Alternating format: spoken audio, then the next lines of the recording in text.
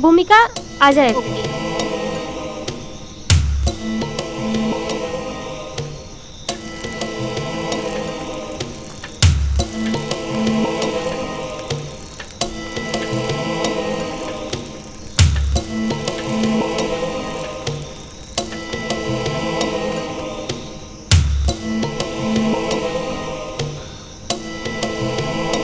एगो बात कही, कहा था कपड़वा ठीक कर में मदद करती।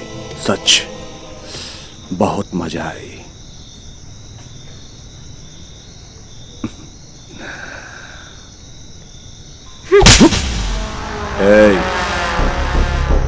ई कलाई जौन बाना चूड़ी और कंगन पहने का दिल,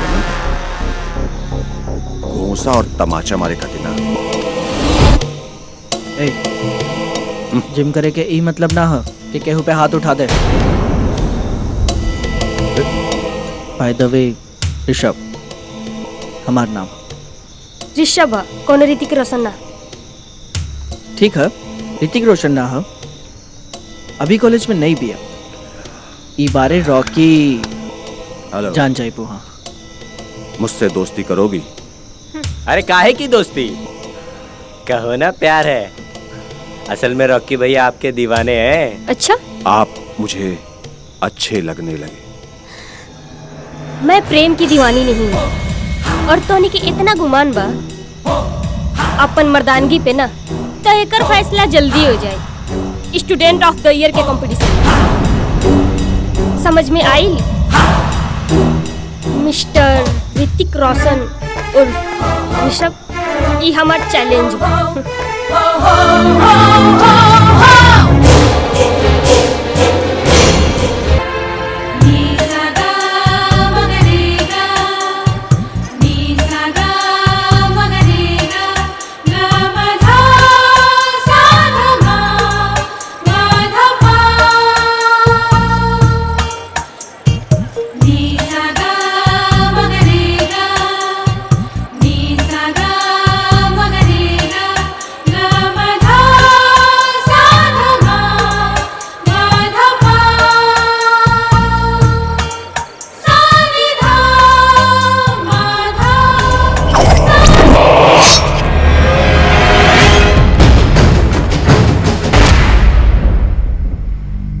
बिपिन बाबू। हाँ मैडम। ऐसे पहले भी कभी इनके चक्कर आयल रहे या कभी बेहोश भइल रही का? ना मैडम, ऐसा पहली बार भइल। त इनके होश आवे तक हमने के इंतजार करे के पड़ी। जी।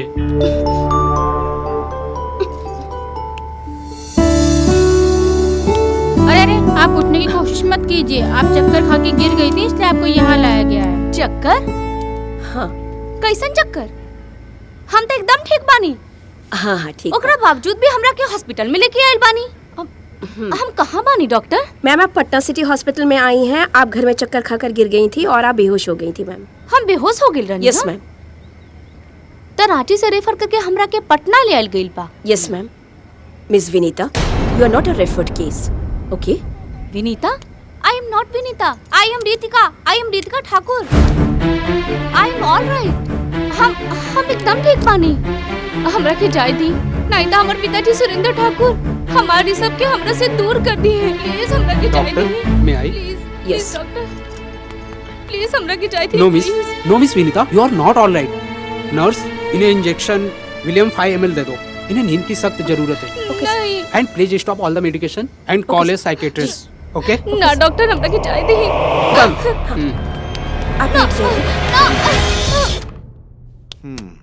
Well, Miss Ritika, by the way, I'm your psychiatrist. Medical report के अनुसार miss Ritika you are physically fit and fine. Come on get up come on. तुम एक स्वस्थ और सुलझी हुई लड़की हो. लेकिन तुमने अपना नाम, पता और अपनी प्यार की दास्तान सुना करके हमें उलझा दिया। अगर तुम हमें सहयोग करोगी तो मैं तुम्हें यहाँ से जल्दी रिलीव कर दूंगा। Happy happy happy. बिपिन बाबू। जी डॉक्टर साहब। क्या तुम इन्हें जानती हो? ना, हम इनका नहीं पहचानत। अरे ये तुम्हारे पिताजी हैं। ये हमारे पिताजी कैसे हो सकेले? हम बताई नहीं है ना, हमारे पिताजी सुरेंद्र ठाकुर बाड़े। अरे उनकरा के नहीं जानत। आप लोग भी उनकरा नाम जरूर सुन ले हो खब। वो रांची के जानन मानन बिल्डर बाड़े। डॉक्टर साहब ये का कह रहल बिया? बैठ जाइए बैठ जाइए। सो आप इनको नहीं जानती है ना? नो प्रॉब्लम, कोई बात नहीं। आप इनको तो पहचानती होंगी। तार माई है बेटी। तुम्हारी माँ है। का बात करतन डॉक्टर साहब? ये हमार माई कैसे हो सकेली? का कहली बिटिया? हमार माई तब मर चुकल बाड़ी। हमके बहुत अच्छा से याद बा। ओ दिन के हम कैसे भूल सकेनी जब हमार माई हमरा के हमेशा खातिर छोड़ के चल गई रही। आग से लिपटर छटपटात ओकर चीख ओकर पुकार हम कैसे भूल सकेनी। आज की ताजा खबर, नामी ठेकेदार की पत्नी जल मरी। आज की ताजा खबर, नामी ठेकेदार की पत्नी जल मरी। आज की ताजा खबर, नामी ठेकेदार की पत्नी जल मरी। आज की ताजा खबर, नामी ठेकेदार की पत्नी जल मरी। आज की ताजा खबर। का बचताड़े? नामी ठेकेदार की पत्नी जल मरी। चुप। ले पकड़।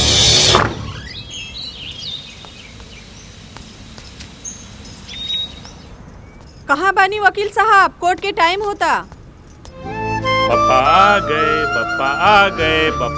गए। नाश्ता न करे के बाद 10 बज गई। बाद में हड़बड़ाए लगा। अरे हमरो मालूम हो कि 10 बज गए है, पर तोरे लाडला के नहलाइल भी तो जरूरी रहे। हमार लाडला ना, ई कहीं की राउर लाडला। हम ना नहा देती। हाँ फकीर हुआ कि तो ये बतावे के बाद कि मम्मी से ज्यादा पापा प्यार करेला। अरे ना ना ना ना, ऐसा कुछ ना है। तोरा घर के काम करत करत 11 साढ़े 11 बज जाला। यही से सोचली कि तोहर काम हल्का कर दे, ओसे नहला दे लिया। अरे वाह, इली राउर चाय, इली अखबार। चल बुबो चल इनका के तंग मत कर। चल अब संभाली होगा। चल चाय भी गिरा।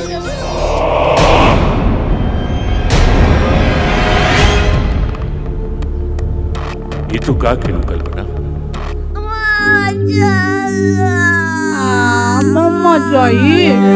चुप हो जा बेटा, चुप हो जा। मम्मा चाहिए। मत रो बेटा, मत रो। मम्मा चाहिए बेटा, मम्मा चाहिए। चुप कर बेटा, चुप कर। चल। कहाँ आया? है? तेरे को बच्ची ना संभाल सकलू का? रो रो के हलकान हो रही भी। बिन माई की बच्ची हा तो का करे मालिक? रोई न तो का करे? ले जाके चॉकलेट वाला दूध पियावे करा के। को बच्ची ना संभाल सके। जी मालिक। इंस्पेक्टर साहब, ठेकेदार साहब रहुआ के 1 लाख रुपया गिफ्ट के तौर पर देवे के कहले रहले। हाँ, एकरा के रख ली। अरे नहीं एकर कोनो जरूरत नहीं छले। अच्छा? रख तो ली। और सुरेंद्र ठाकुर जी के हम तो अपन देवता समान माने छिए। वो तो सबके देवता बाड़न। ला महाराज प्रणाम। कुछ खाइबे ना कहीं? सब पड़ल बा, दूध पड़ल बा, केला सब सेब। नहीं, असल में नाश्ता का के आइल रहे। अच्छा। और ई लिफाफा भेट गेला ही ना, समझियो कि सब केस के रफा दफा भा जाता ही। और थाना जाए के है, इजाजत दे दियो। और डीएसपी साहब के हमार नमस्कार कहिए। ठीक है, होकर कोनो चिंता न करियो। ठीक। शायद माजी आ गई।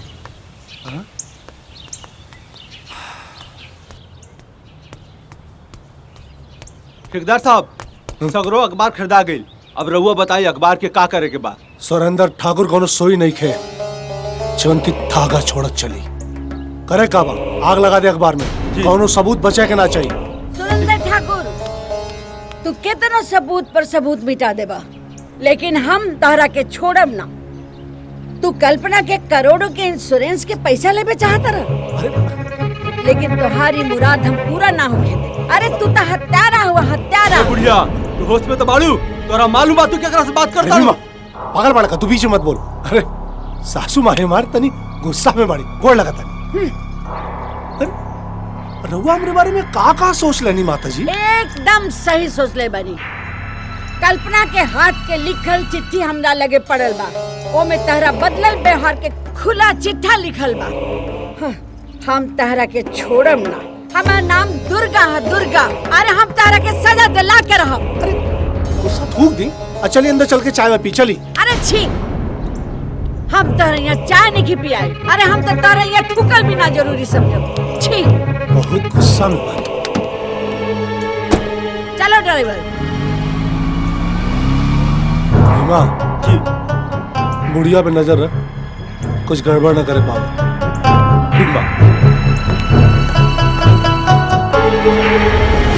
माता जी, हम एमे का कर सकता नहीं। इत एगो हादसा बा।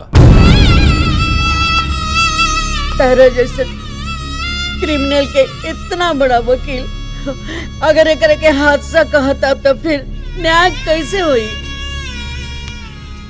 ना बेटा ना, ये हादसा ना, हत्या, हत्या। वो कबाबी शराबी के बदनीयत के नियत के सवाल बा।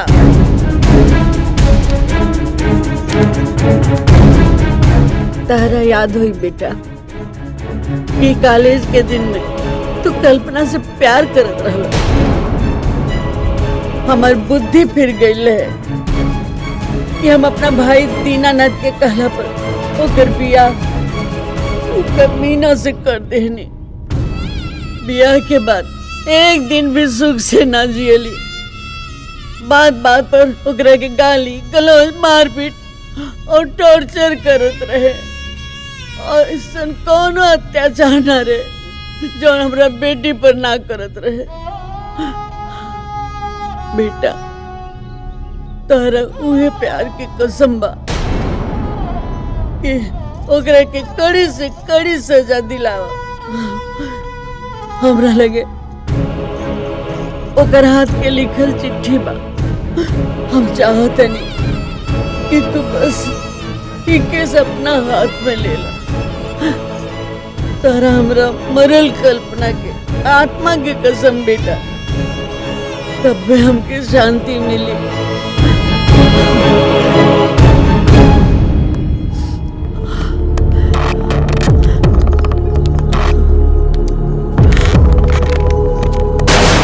हमरा के सब बात पता हो गई तो आप निश्चिंत हो। हमरा के तो सब बात का अंदाजे न रहे और न सुरेंद्र ठाकुर के चरित्र का पता रहे। हम आपसे वादा करता नहीं कि केस हम खुद लड़े और अपराधी के कड़ी से कड़ी सजा दिला के रहे। ये बालू वाला क्या? बालू वाले के इतना पैसा कह दिया गई? माल आ गई तो देवही के पड़ी ना। पूरा पेमेंट हो चुका? हाँ हो गई। ठीक, आगे। ये डीलर के सर जी, डीलर माता जी तो एडवोकेट सत्यपाल सिंह के यहाँ पहुँच गई ना।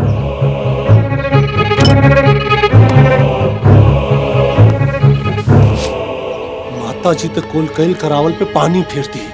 तका भइल, पुलिस तराउल पंजे में ही बा। गिरधारी पुलिस तो पंजाब में बा। एसपी, डीएसपी, आईजी, डीआईजी सब हमरा हाथ के नीचे बा। लेकिन ये सत्यपाल बड़ क्रिमिनल वकील है। एकरा से हमरा के खुद बात करे की पड़ी।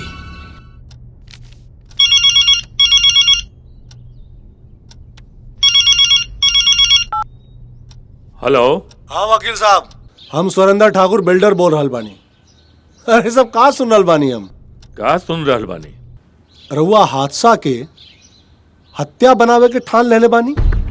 हमारे एक सलाह, आप ही हादसा और हत्या के पचड़ा में न पड़ी तो रउआ खातिर यह बेहतर हुई। सुरेंद्र ठाकुर, हमार नाम सत्यपाल है और सत्य पाले के हमार ड्यूटी भी बा और फर्ज भी। आप बिल्कुल ठीक सुन ले बानी।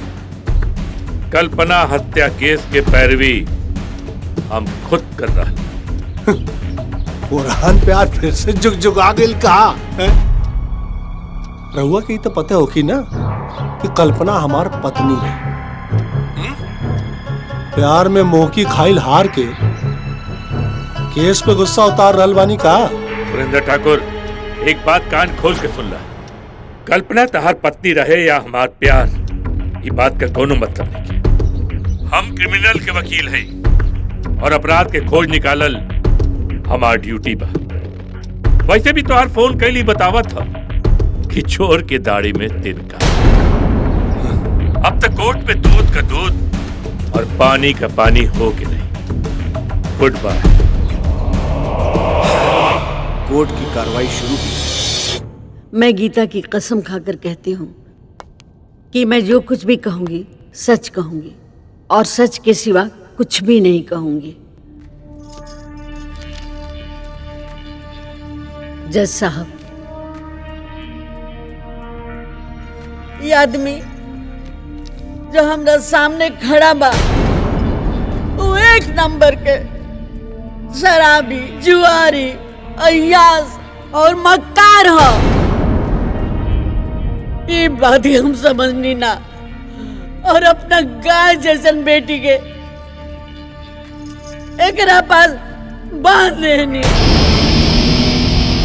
और ओकरे नतीजा है ये सब। हमर बेटी जल के ना मरल जो सब। ई कमीना हमरा बेटी के जला के मार देला। I object your honour. Uday हमार क्लाइंट पर कीचड़ उछाल रहल बारन। With your permission sir. Permission granted.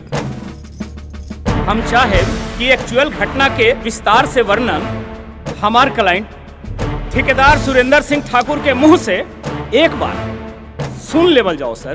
जज साहब, कल्पना हमार पत्नी रही। हम उनकरा से बहुत प्यार करत रही। हमार सुखी संसार बसावे में कल्पना का बहुत बड़ा हाथ रहे। शादी के बाद हमार व्यापार में दिन दूना रात चौगुना तरक्की भइल। बस ही समझी कि कल्पना हमरा खातिर लक्ष्मी का अवतार रही। आप बताइए कि हम कल्पना के आग लगा के मारे के सोच सकी लेका ना। जज साहब, माता जी का लगावल सारा आरोप बेबुनियाद बुनियाद हो जज साहब। गैस सिलेंडर चाहे कौनो कंपनी का होके फटेला ना तबे फटेला जब ओकरे साथे कोनो कारगुजारी कैल जाला। हाँ, इत्तेफाकन कोनो हादसा हो सके और अगर कोनो हादसा होला तो में धमाका होला गैस सिलेंडर फटे में और आसपास के मकान के छत दीवार उड़ जाला। और यहाँ जितना भी गवाह आइलन कोई भी धमाका नहीं सुनलन और ना ही धमाके के बारे में बतैलन। हाँ, चीख पुकार जरूर सुनलन लोग। बात बताइए सर। और दूसरी बात ही कि पोस्टमार्टम रिपोर्ट में मृतका के शरीर से मिट्टी के तेल के गंध मिलल।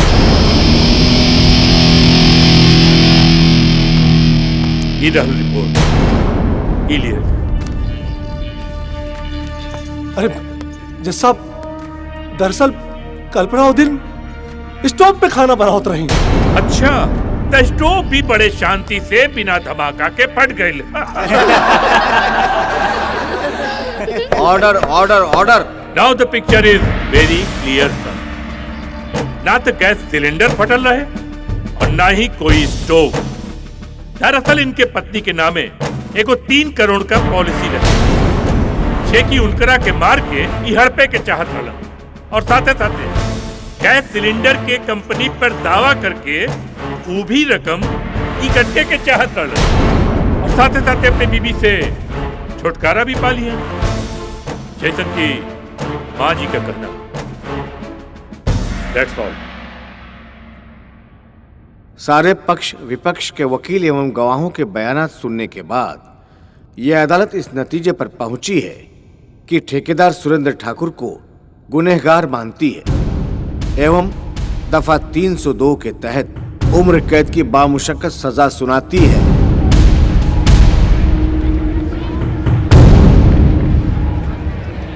नाउ द कोर्ट इज एडजर्न।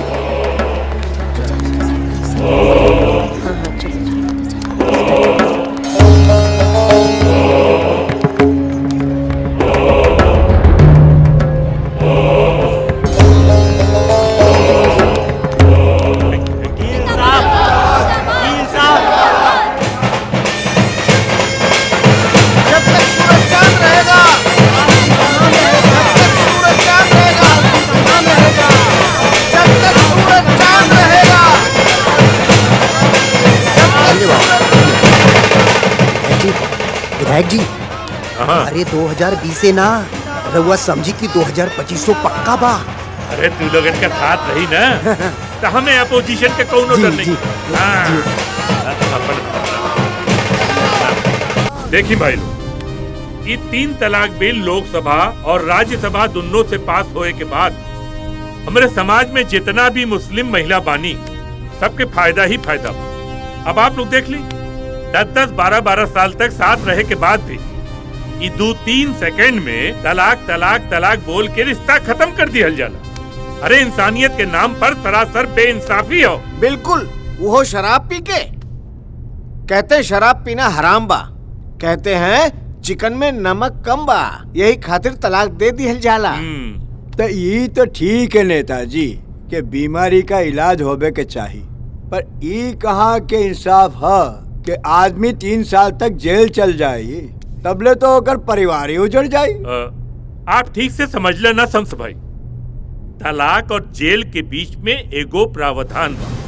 ये बीच में अगर मियाँ बीवी में सुलह हो जाला तब मजिस्ट्रेट के सामने जाके एगो हलफनामा दे सकेला, तब जेल जाए से बच जाइबा। अरे सरकार की नियत एकदम साफ बा। ये आनंद फानन में जौन तलाक दियल जाला ना, ए पर एगो अंकुश लगावे के हो। मुस्लिम समाज में जौन कुरीति चलत हो ना, ओके खत्म करे का मंशा हो और कुछ नहीं। एक मिनट, दिल्ली से फोन हो तो नहीं हमावत। जी सर। ना अंदर आवाज ठीक न मिलत रहे जी।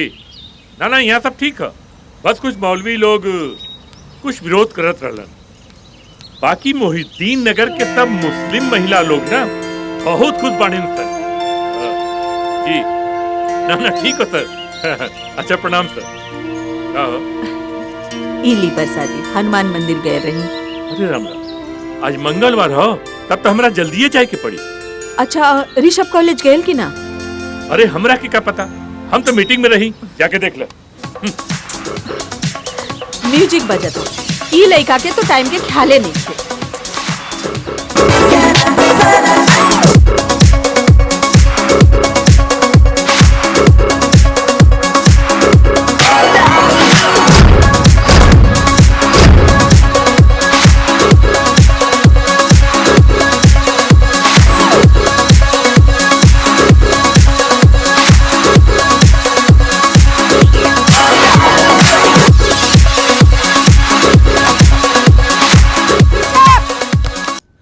डांस प्रैक्टिस करते रहे कि कॉलेज जेबे पूरा 11 बज गए, लास्ट क्लास ना बा का?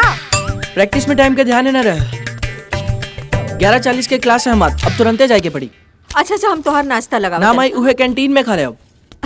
अच्छा रुक ई ले प्रसादी ले। हमार प्यारी माई देखा किताब यहीं छोड़ देना।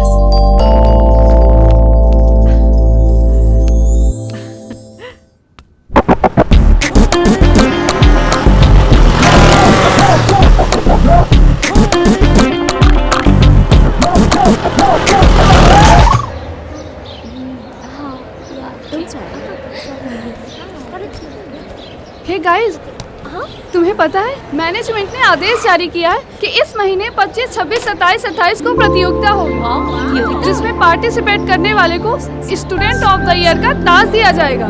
वो तो ठीक बा, पर रितिका के बगैर ये संभव नहीं के। अरे लेकिन वो बाड़ी कहाँ?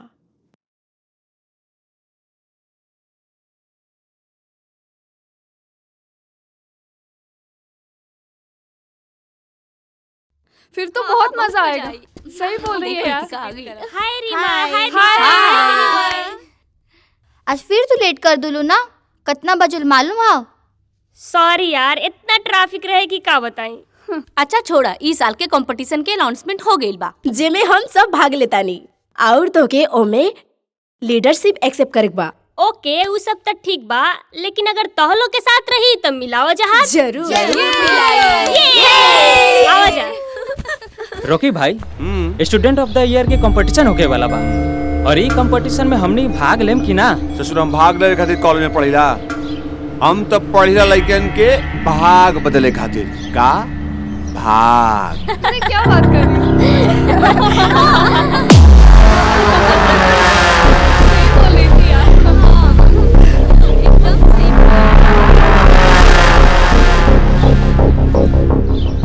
बाप रे बाप, देखत बड़ा सन कैसे मटक मटक मटक के निकल गली सन। ई बताओ सन, हाई फर्स्ट ईयर वाली रितिका से हमार प्यार कैसे और कब हुई रे?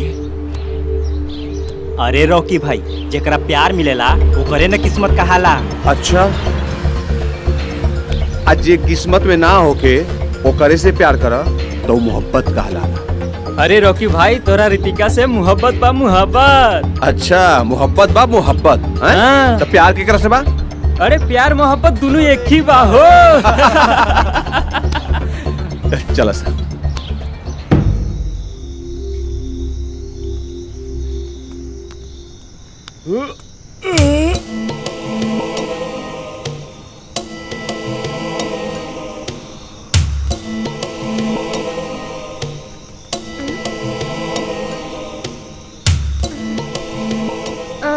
भूमिका आ जाए।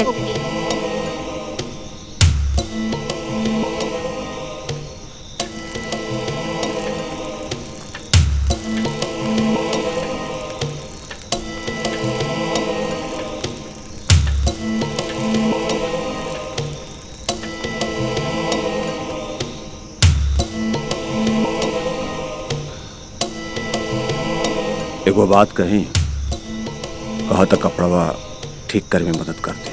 सच बहुत मजा आई।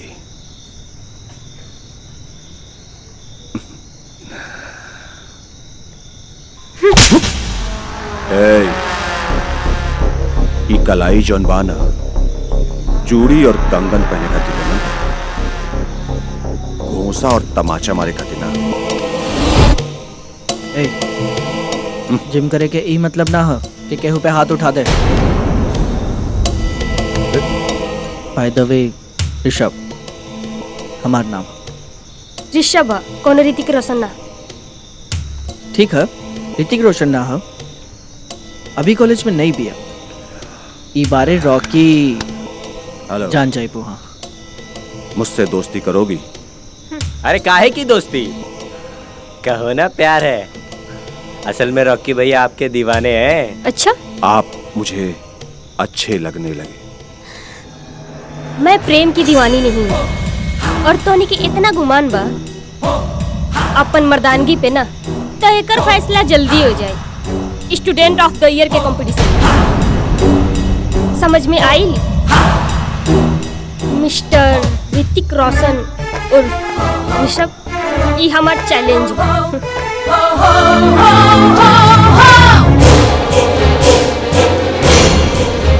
निकला रे सब, खुला चैलेंज देके निकल गई। बैठा।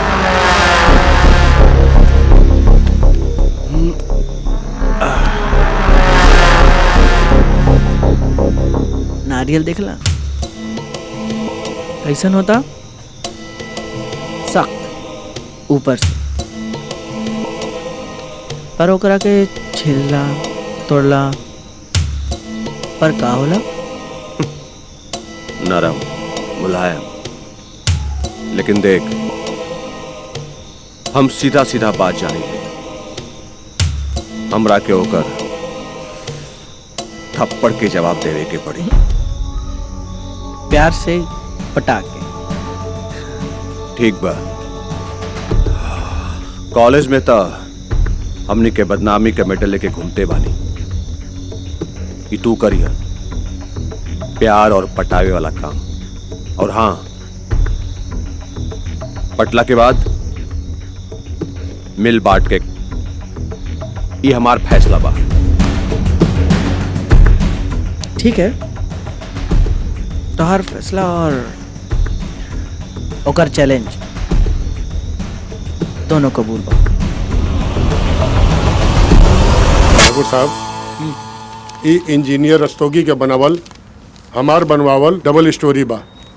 बिल्डिंग के लेआउट प्लान है, तनिक एके देख ली।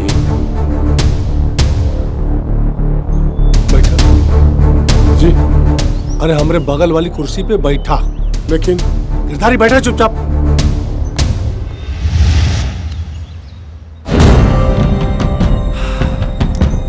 गिरधारी तोहरा के पता है, जब सतयुग में रामचंद्र जी के 14 साल का वनवास भयल तो उनका राज के संभालने? भारत। राजगद्दी पे रामचंद्र जी का खड़ाऊ रख के और अपने अलगा बैठ के भारत राज चला। और आज एक कलयुग में हमारा बिजनेस के दिन दुगना रात चौगुना तरक्की तोहरा वजह से भाई। जब हम 14 साल जेल में रहने, यहां तक कि हमरा बेटी रितिका के पता तक ना चला कि हम जेल में बानी। सबके ये लगल कि हम विदेश गए बानी। जब आज तोहरा वजह से हमारे बिजनेस इतना तरक्की कर गई, तो आज हमरा से कहता रहा कि हम बिल्डिंग का प्लान देख ली ना। हम काहे देखी? जब यहां तक बिजनेस की तू लेके आइल बाड़ा, तब तू ही संभाला। हमरा के बस ये बतावा कि साइन कहाँ करेंगे। मालिक रहुआ तो धन्य है, धन्य ही मालिक। हम तो ढेर सारा शॉपिंग करब आया बाकी भाई। से कौनो चीज का टेंशन नहीं। हम हमरा के बस बताओ कि Ready, जैसन I'm ready. बिटिया आई। ओह, लुकिंग सो क्यूट। हाँ मैनेजर साहब जी, हम रितु के साथ मार्केट जा रहे बानी। दरअसल इनके कॉलेज में कंपटीशन बा और हमरा के इनकर फरमाइश पूरा करेंगे। हाँ? आप चेक रेडी रखिए, हम आके साइन कर दें। ठीक है? ठीक है। आया माँ, तुम साथे चला। रितु खातिर ठीक रही। हाँ? चला ना।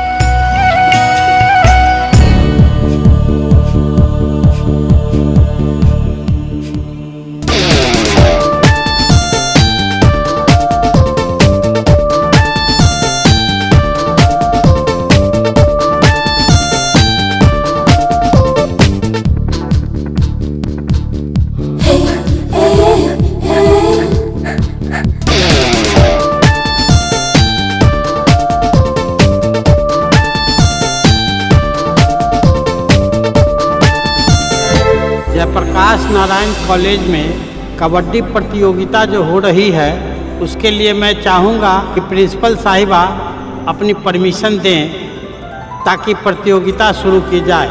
मैडम जी धन्यवाद। मुझे बेहद खुशी है कि हमारे कॉलेज में इस तरह की इवेंट्स होते रहते हैं और दोनों टीमों को मेरी तरफ से बहुत बहुत शुभकामनाएं। बड़े जोर शोर से इस प्रतियोगिता में भाग लें और इसे सफल बनाएं। और स्पोर्ट्स इंचार्ज से कहा जाता है कि कृपया ये प्रतियोगिता शुरू की जाए। हमारा नाम शेर सिंह बा। शेर सिंह हमारा नाम काहे बा? पता बात तो नहीं रुके, काहे कि हम शेरो शायरी खूब करीले। अरे जोक सुनो नहीं है, हंसा लोगन, हंसा हंसा ताली उली बजावा। हाँ, ई कबड्डी के खेल शुरू होए से पहले एगो शेर तागतानी। पकड़ा पकड़ी पकड़ा पकड़ी, पकड़ा पकड़ी पकड़ा पकड़ी, एक दूसर के आजा। जिला स्तर के खेल कबड्डी में आई सबके माजा। स्टार्ट। जाना भी चलो चलो, पकड़ लिया चोरिया मार।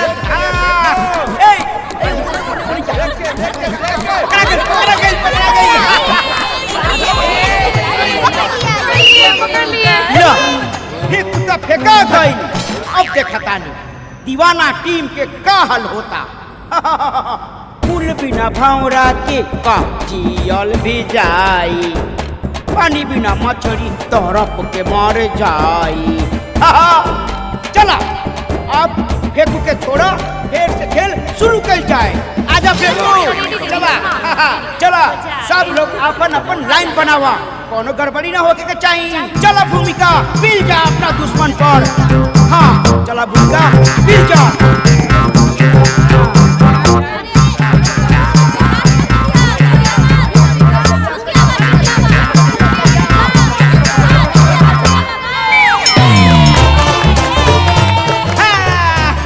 अभी हलवा दीवाना टीम 2 पॉइंट से पीछे बा। तोरा से राजी नरे नगिनिया, तोरा से राजी ना कि हमके पॉइंट बिना तरसौले नगिनिया, तोरा से राजी ना। हाँ जब कोई बात बिगड़ जाए, जब कोई मुश्किल पड़ जाए, तब रॉकी सामने आए। अब रॉकी आ रहल बा नगिनिया सबके हरावे खातिर। जा रॉकी घुस जा नगिनिया सबके टीम में, छोड़िया मत। अब रॉकी का कर रहल बा ई देखे के पड़ी। पकड़ लो ये नगिनिया सब, छोड़िया मत। पीछे देख, पीछे पीछे रॉकी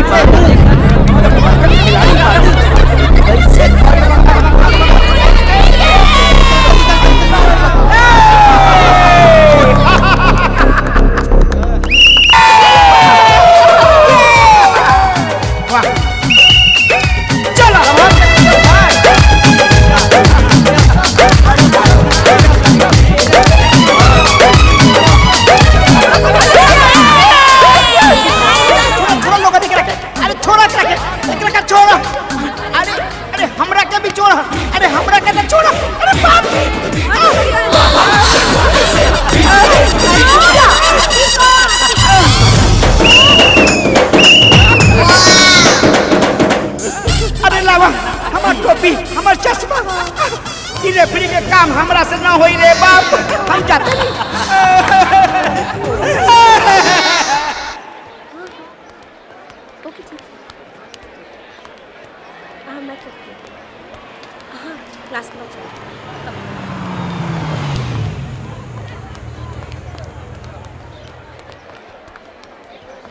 टोनी के रुका, हम आवत। हे रितिका, कांग्रेचुलेशंस फाइनल में जाए खातिर। बहुत बहुत बधाई। एक बात बोलूं? बोलो। अभी भी नाराज बाड़ू? देखा उस दिन जो कुछ भी भइल, हम हमारी दोस्तन की तरफ से तोहरा से माफी मांगता नहीं। फॉरगेट इट ना। नो, आई कैन फॉरगिव देम बट आई कांट फॉरगेट। हमनी के एक ही कॉलेज के स्टूडेंट हैं, तो हमें एक अच्छा दोस्त की तरह रहे के चाहिए। ये हमारी सलाह है। दे देला अपन सलाह, तो हमार सलाह सुना। तोहरा ऐसा लुच्चा लफंगा आवारा गर्द दोस्तन के साथे ना रहे के चाहिए।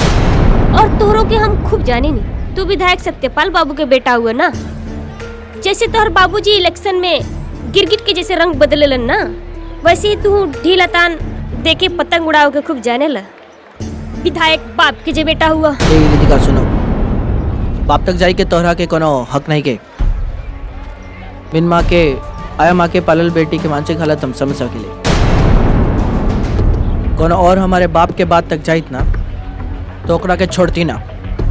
अच्छा, तो तू हमारा बारे में बहुत कुछ जाने ला। सब कुछ जान के ही हम दोस्ती के हाथ बढ़ा बता। ओके बाय।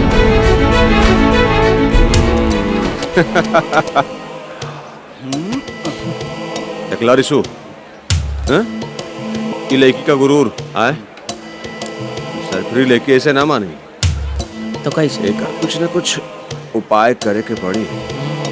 अरे रॉकी भाई इतना उतावला काहे के होत बाड़ा? अरे ये पटी भी या बटी भी। अरे अभी फाइनल राउंड तो बाकी है बा। अब हम अपने कार्यक्रम की तरफ बढ़ते हैं। इस युगल गीत प्रतियोगिता में दोनों पक्षों की भागीदारी बराबर की रही। हमारा अगला राउंड है सोलो डांस राउंड। तो हमारे सामने आ रही हैं miss Ritika. Give a big hand, जोरदार तालियों से इनकी स्वागत की जाए।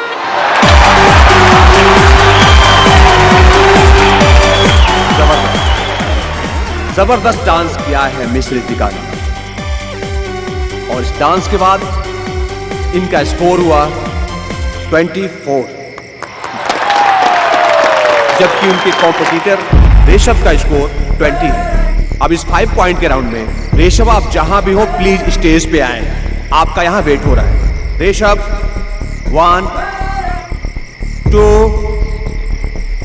3, तो लीजिए दोस्तों, फाइनल राउंड भी खत्म हुआ और मुझे बहुत खेद है कि इस फाइनल राउंड में मिस्टर ऋषभ उपस्थित नहीं हुए। मुख्य अतिथि से अनुरोध करूंगा कि प्लीज वो स्टेज पे आएं और साथ ही मंच पे आकर सभी को रिजल्ट से अवगत कराएं।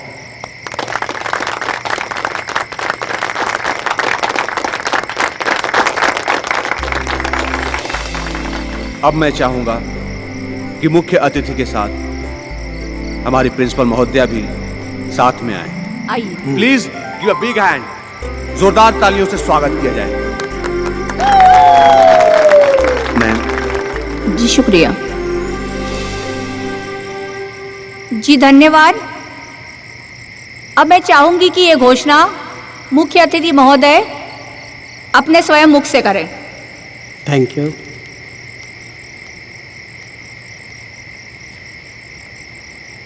मित्रों, हर वर्ष की तरह प्रतियोगिता को निष्ठा से निभाते हुए इस साल का स्टूडेंट ऑफ द ईयर का खिताब जाता है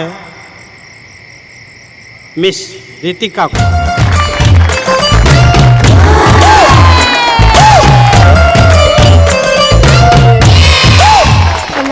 thank you ma'am. Miss Ritika, बधाई। थैंक यू सर।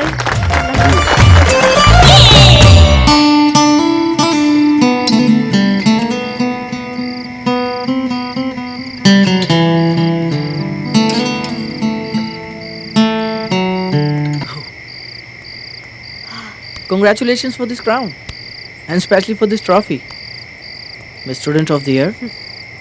बुज़दिल, हमरा ही ना पता रहे कि हमार मुकाबला एगो कायर से हो जे जंग से पहले मैदान छोड़ के भाग निकले।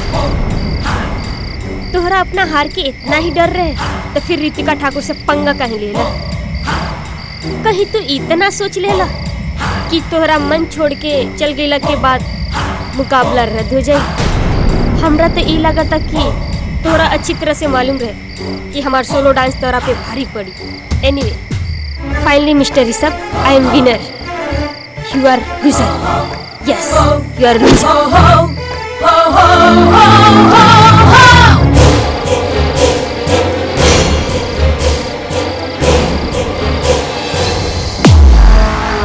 देख लेना अपन त्याग और बलिदान के फल। जो लड़की के तुम्हारे सामने हाथ जोड़ के एहसान माने के चाहिए, वो भला और बुरा काके निकल गई।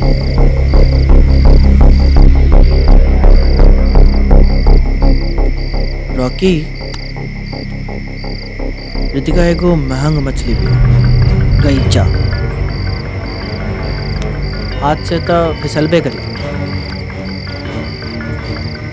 बाकी ओकरा पकड़े खातिर मिट्टी पानी मिलाकर कदवा करे के पड़ी।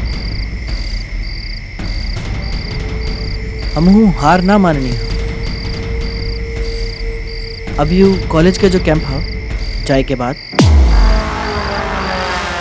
तू तब देखिए। ठीक है। जाऊं कहाँ के दुनिया में आके कुछ ना फिर चाह कभी तुमको चाह के तुम बिन जाऊं कहाँ। जरूर सर, रितिका की सांप काट ले। हाँ ऋषभ, वो एकदम से बेहोश हो गई। क्या?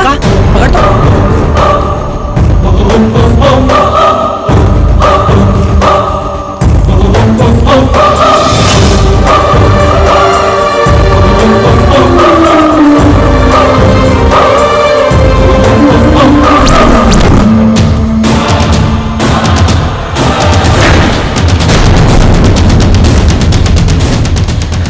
एकरा के सांप काट लिया। सांप कहाँ से आ गई? वही जंगल से। रितिका, उठो। पता नहीं रितिका को क्या हो गया। पूनम मेक श्योर तुम इससे बात करो, देखना सोई नहीं, प्लीज उठो। बात करो इससे। फेंको। रितिका हाँ, उठो। तू खाता है ना खैनी, तेरा खैनी दे। एक मिनट मत करो जल्दी प्लीज। दे। ये लो खैनी। प्लीज उठो ना रितिका। रितिका हमसे एक बार बात तो करो प्लीज। रितिका रितिका उठो ना प्लीज।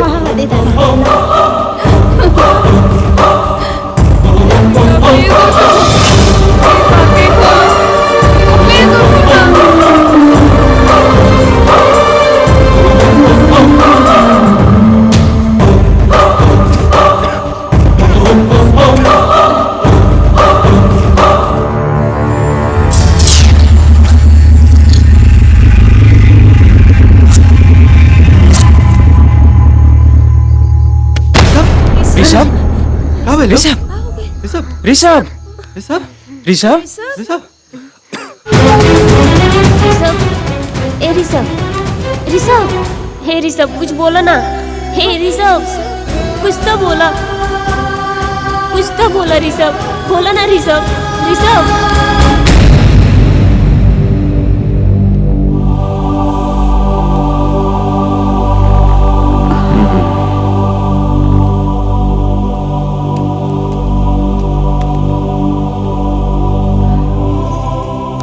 आपन देश में 550 तरह के सांप बा, जेमे से 10 ऐसन तरह के बा जेकरा काटला के वजह से आदमी के जान जा सकेला। ओमे से एगो करैत होला,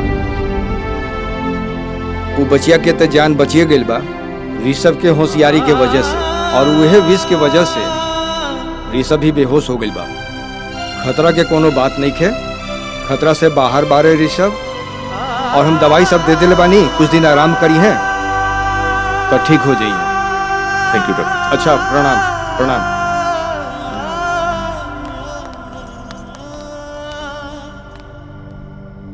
ऋषभ बेटा, ऋषभ बेटा, अरे अब खतरा टल गए एकदम, ठीक हो? अरे हमरा के फक्र बा तू केहू के जान बचौला बेटा। अब तू आराम कर, हम तो नहीं विधानसभा से होके आए हैं, ठीक है? देखा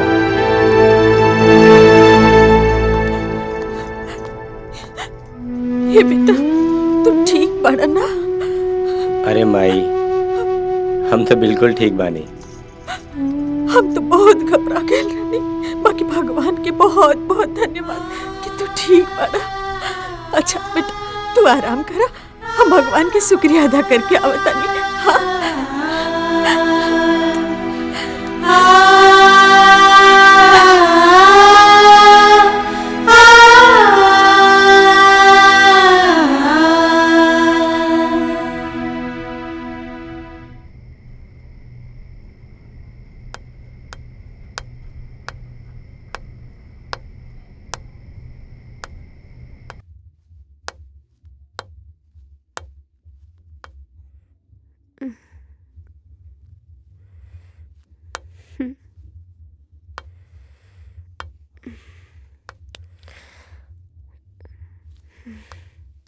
ऋषभ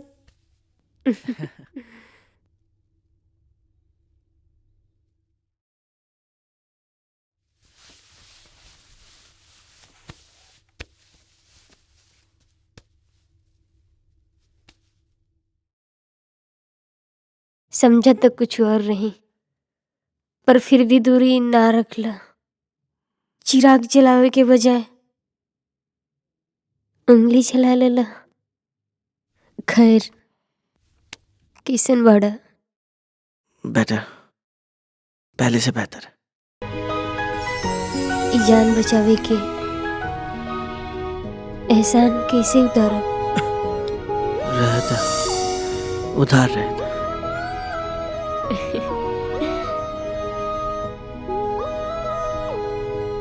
उधार रखे वाला के लोग कहेला कि केहू भुला ना पावेला। हम तो के समझे में काफी देर कर देनी, but I love you, I really love you.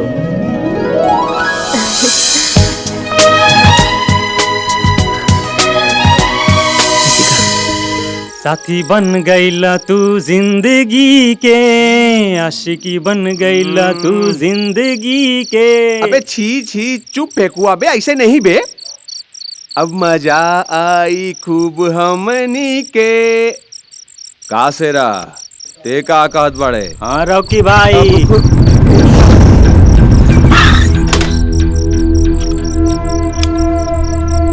का हो ऋषु, ये अखिया चुरा के कहाँ जात बाड़ा? ये हॉस्टल में हमारा दोस्त बा, ये किताब लौटा देगा। अरे लौट जाई लौट जाई। हमनी के अमानत कब लौटाई बा? अमानत कैसे न माना? वाह, अभी यो कुल बतावे के पड़ी। अरे वो है रितिका, कहिया लेके आवत बड़ा? आ कहाँ लेके आईबा? दरिया किनारे कि पहाड़ी वाला बंगला पर? एक बात कहीं यार, अब बर्दाश्त नहीं किया होत। रॉकी मेरे भाई, रितिका एक अच्छी लड़की भी है।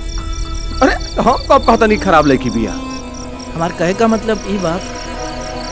ओके लेट्स मेक इट क्लियर। ठीक बा कि रितिका के पीछे तू सब लगाईला हमरा, और हम दिलो जान से ओकरा पीछे भी लग गई नहीं। हम ओकरा के चाहे के नाटक करते करते हम ओके सचमुच चाहे लगनी। अब तू ही बतावा कि हम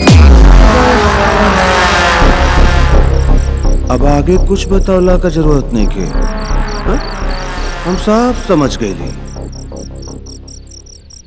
कि अभी काम तोरा से ना हुई। खैर कौनो बात नहीं के, हम यह चाहत रही हैं कि चांद में लगल दाग वाली बात कानो कान केहू के खबर ना होके। खैर इंतजार का घड़ी समाप्त हो गई। अब लागत हमरा के फार्मूला नंबर 44 अपनावे ही के पड़ी। एक काम करो, जा तू जा, जाके किताब लौटा दो। जा जा।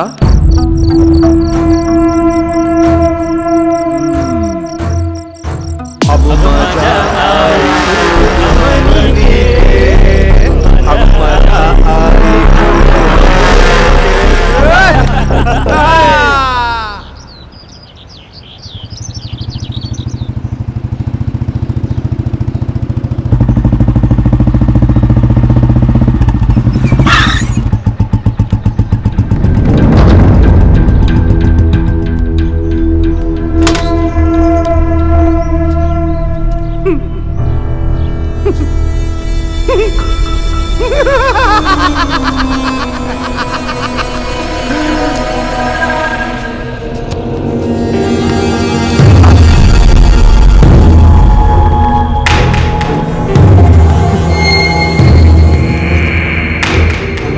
देख भाई रिसू, तो सब गलती माफ कर, बस इलौंडिया के हमरे हमारे। ए रोकी सुन, जबान संभाल के। ऐसे भी लड़की लौंडिया ना हो खेला, यही हमारे कॉलेज फ्रेंड है। अबे कैसन कॉलेज फ्रेंड बे? कौने बात का फ्रेंड है? ये लड़की हमरा के दिन थप्पड़ मारले रहे हैं?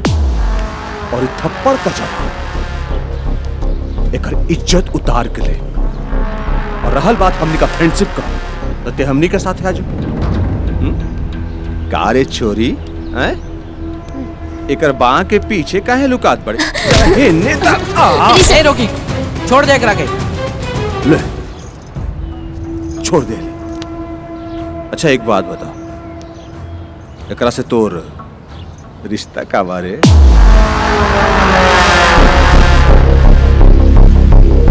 का रिश्ता बा तोहार? बताबो हमार दोस्त। अरे चुप का है बड़े, बोल का रिश्ता बा? तू सब जाने के चाहता रहा ना, ये हमार के लगतिया? तो सुन, ये हमार प्यार है, चाहत हो, और हमनी के एक दूसरे से मोहब्बत हो। और रहल बात रिश्ता के, तरुक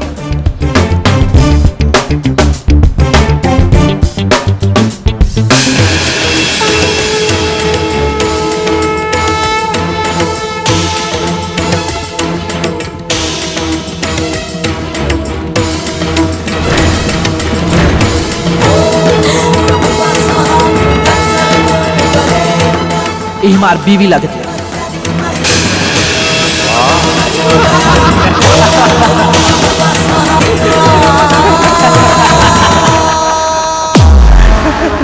का बात, न बाजा न गाजा न बराती न मंडप, बिन फेरे हम तेरे। ऐसन शादी हम ना माने। चल चुपचाप एकरा के हमरे हवाले कर दे। बीवी के रिश्ता बतैला के बाद भी तू कहता रहा एके तोरे हवाले कर दी। कैसा नीच बड़ा तू। तकाब है एकर मतलब तू हमार दोस्त ना दुश्मन बड़ा।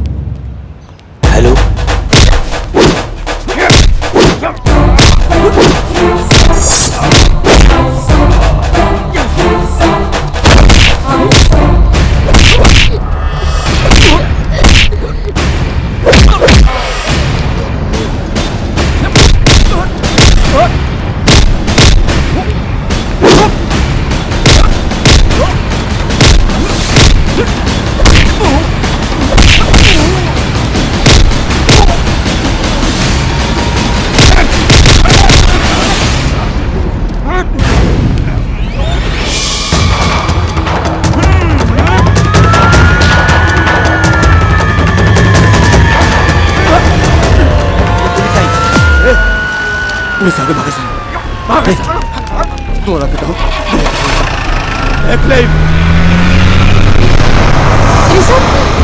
तू ठीक बाड़ा ना?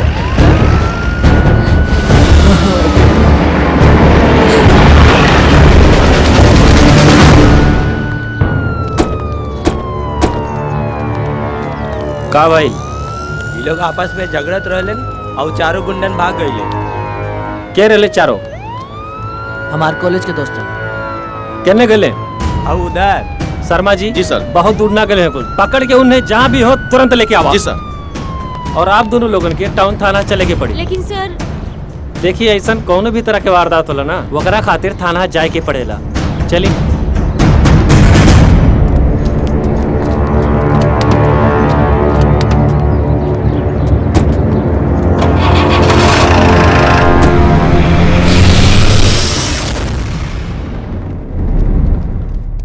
कॉलेज में चारों के ये धंधा बा। नया नया आयल लेकिन कुल के छड़कानी करेला सो। वो तो बीच में ऋषभ आ गए ले खातिर इनकरा से मारपीट कैला सो। सर चारों के चार ठिकाना से पकड़ के लेनी है। सर एकनी से पूछ ले, हमने कॉलेज के साथी है जा कोनो गुंडा ना कि हमनी के एक तरह पकड़ के लेके लहन। स्टाइल का मत बुझाइल, धोनी के बारे में अच्छे से जानता नहीं। पर्सन से एक ही क्लास से फेल होता रसन। रैगिंग और लड़कियन के छेड़छाड़ तोनी के आदत बन चुकल बा। गुंडाई तोनी के पैसा बा। ले जा बंद कर एकनी के 3 नंबर में। चला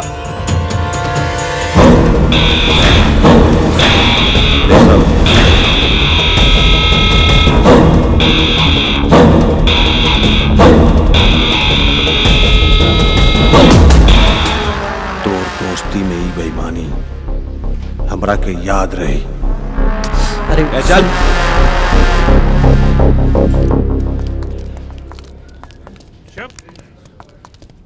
ऋषभ, अरे का भाई? अरे थोड़ा सिर से खून बहता। ये करी मत भाई कि विधायक सत्यपाल सिंह के लड़का पर हाथ उठाउलत। ये हो पापा कॉलेज के दोस्तन में आपस में मारपीट हो गई। चुप चुप एकदम चुप। सत्यपाल सिंह के इकलौता लड़का पर हाथ उठ गए और आपसी मामला कहता रे इंस्पेक्टर लोगन पर मारपीट और छड़कानी का ऐसा धारा लगावा ना कि बिना बेल के जेल में सड़क रहे सब। और तू हमरे बेटा में ऐसा का देख ले लू है कि बार बार तोरा के ओकरे जरूरत पड़ेला या तू जानबूझ के इस ड्रामा क्रिएट करे? You miss problem girl. नहीं पापा। No no mister Satyapal, you are wrong. मेरी बेटी प्रॉब्लम क्रिएट नहीं कर रही है। ये आपका बेटा आवारा की तरह मेरी बेटी के आसपास घूमता है। मिस्टर सुरेंद्र ठाकुर, शायद तोरा के अंदाजा नहीं खे कि आज भी अगर हमारा बेटा न होत ना तोरे बेटी का इज्जत तार तार हो गई गुंडन के हाथे। ऋषभ, हवन करे में हाथ जलावे का कोनो जरूरत नहीं के। चल बेटा चल। निकला विधायक का आकार दिखा के चल गई बाड़े, लेकिन ये भूल रहे बाड़े कि इनके अकड़ का रस्सी तो हम जलाई कहे कि हमरा पकड़ में आग हो। आग चल चल तो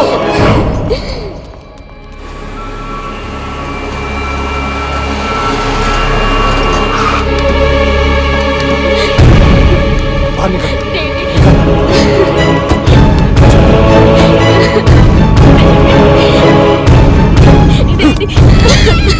अच्छा सिरा दहलू, अच्छा सिरा दहलू अपने बाप के दिहल आजादी का। आज तोहरा कारण से हमार दुश्मन हमरा की शान दिखा के चल गई लापन। सब बंद, पढ़ाई लिखाई सब बंद। और सारा पढ़ाई लिखाई आए माँ अगर सारा पढ़ाई लिखाई कॉलेज से ना घर से हुई है। कॉलेज जाइल बंद कर। गिरधारी बाबू ऋतिका कहीं भी जाए ना घर से बाहर, सिक्योरिटी एक साथे जाए, अकेले कहीं ना जाए। मालिक कहाँ भाई? एक से पूछा ना, हमरा से का पूछा था?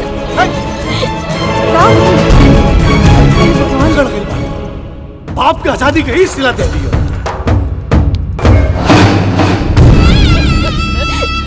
रितु बेटा, रितु बेटा, रितु बेटा, मत रो बेटा, चुप हो जा, चुप हो जा बेटा, चुप हो जा। हाय राम, हाय राम, ये का कहले तू? ये का कहले? हाय राम। आया माँ, ये केहू की मांग परल सिनूर। बेटा, एकरा को बोलता, न तो बात की बहु बात हो जाई। आया माँ, एक हम कैसे पोस दी? सिनूर तो एगो सुहागन के सुहाग होला ना। आया माँ, हमरा प्रेम के भी अजब कहानी हो गई। अब तो उनकरा के पैबो न कहनी और बिछड़े के डर समा गइल बा।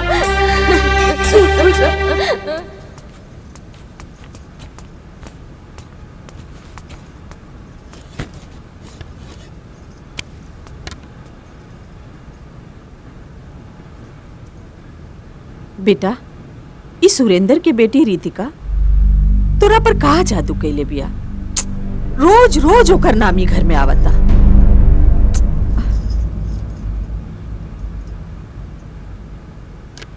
ए रिशु, वो तोरा बहुते पसंद बिया का? कहाँ माई, जाने तारू फिर भी अनजान बने तारू, हमरा के परेशान करे तारू। अब पूछो तारू तारा के पसंद बिया का? ए माई, जवाब जान के भी सवाल करे तारू। टाइम हो गई, हम जाता नहीं। अरे खा के तो जा ना माई।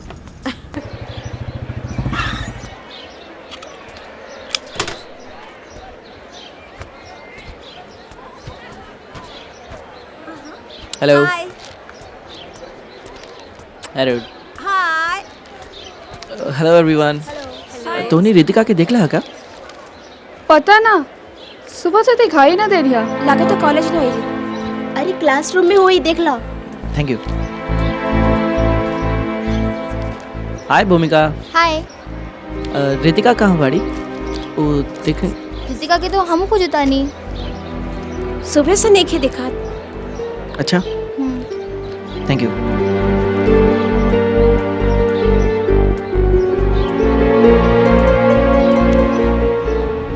न जाने रूठ के बैठल दिल के चैन कहाँ, केहू मिले त भेजी अपन सलाम के।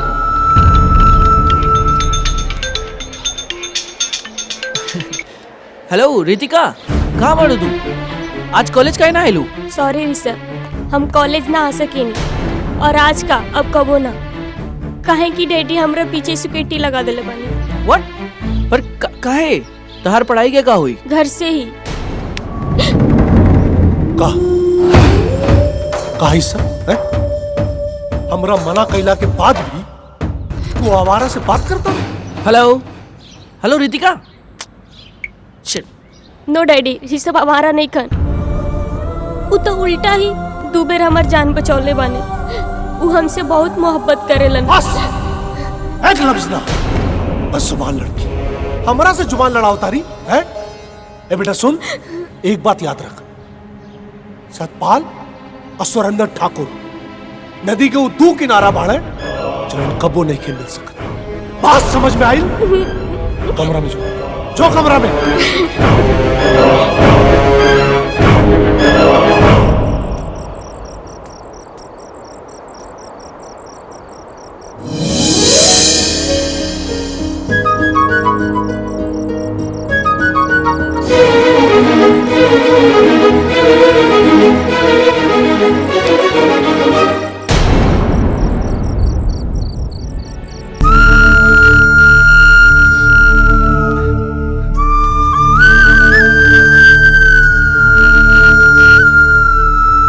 मत रो बेटा, सब ठीक हो जाए।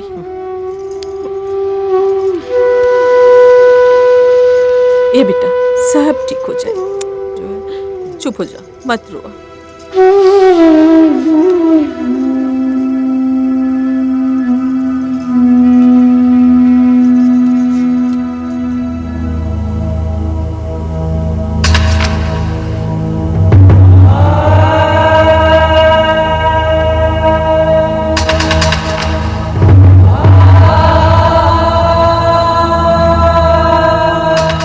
रातों को तो सब्र है उनका, चुपके चुपके रोना है।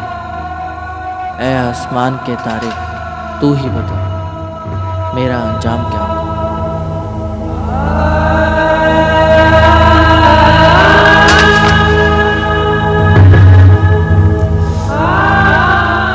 ना, हम ए तरह घुट घुट के ना जी सकीला।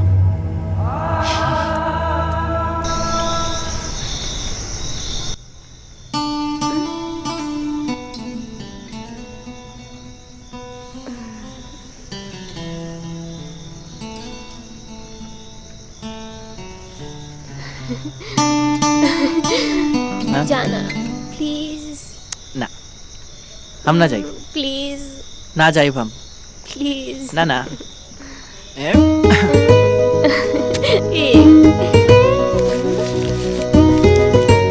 ठीक है, मैं चला जाऊंगा, लेकिन तुम वादा करो कि कल 10 बजे मंदिर पे आके मिलोगी। I love you, I miss you Rishabh.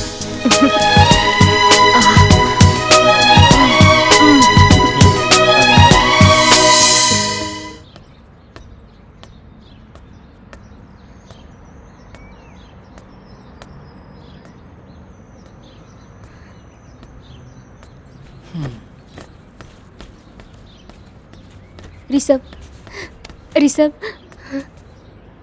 अब हम अपन आँखी में छुपा के रखब तो, और फिर केहू के ना दिखाई। तू साज कहा तड़ा? और का? चला अब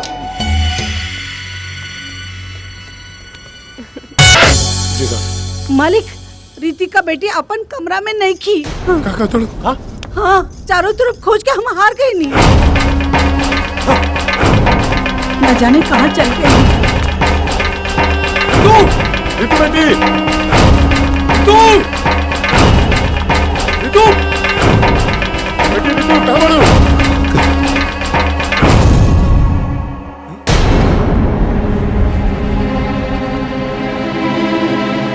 ओहो,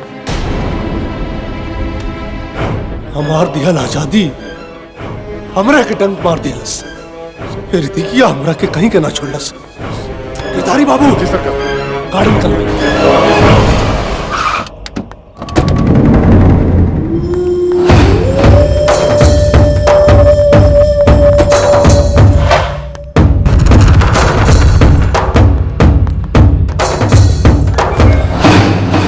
बोली ठेकेदार साहब, का बात बा? इंस्पेक्टर साहब, हमरा के विधायक सत्यपाल के बेटा ऋषभ के खिलाफ FIR दर्ज करावे के बा। वो कमीना हमार नाबालिग बेटी के किडनैप करके ले गई बा। ऐसा रिपोर्ट लिखी और इतना दफा लगाई कि सत्यपाल नाक रगड़ के मर जाए, लेकिन ओकर बेटा का जमानत ना होकर के चाहिए। और हाँ, जितना जल्दी हो सके हमरा बेटी के खोज के लिए, काहे कि ओकरे साथे साथे हमारी इज्जत दांव पे लगल बा। और हाँ, हम जल्द से जल्द सत्यपाल के बेटा के सलाखन के पीछे देखल चाहता। इंस्पेक्टर साहब, रहुआ खातिर इहे गो मौका बा। दिखा दी कि खादी और खाकी में कैसन फर्क होला। हेलो विधायक जी, हम थाना से इंस्पेक्टर आदित्य मोहन। हाँ इंस्पेक्टर सत्यपाल बोला था। नहीं नमस्कार, बोला। बतावे के रलक है कि आपके बेटा के खिलाफ सुरेंद्र चौधरी FIR दर्ज करा के गई बड़े, और ये FIR उनकर लड़की के किडनैपिंग के मामला के है, और ये मामला नाबालिग लड़की के किडनैपिंग के है। पुलिस के वर्दी के पावर तरुआ के पते बा, एकरा की इंक्वायरी खातिर इंफॉर्मेशन समझे में। हमरा मालूम बा कि तोरे वर्दी में कितना पावर बा, और तोरा के जौन इंक्वायरी करे के होके ना कर ला। हम एक बार कह देनी कि ऋषभ यहाँ नहीं खे, नहीं खे। हमरा के वर्दी का रौब दिखा बता, हमरा के उतू कौड़ी के इंस्पेक्टर। केकर फोन रहे कि इतना तमतमाइल बानी? इंस्पेक्टर का फोन रहे, तेरे बेटा का कारनामा सुनावत रहे कि वो सुरेंद्र के लड़की के लेके भाग गई बा। अच्छा, तो अब हमार बेटा हो गई, राउर कुछ हो ना। बचपने से कहत रही कि इतना चढ़ाई ना, माई के काम माई के करे दी, बाप करी तो बिगड़िए जाए ना। जाई अब खोजवाई अपन चेला चपाटी से हमार बेटा की।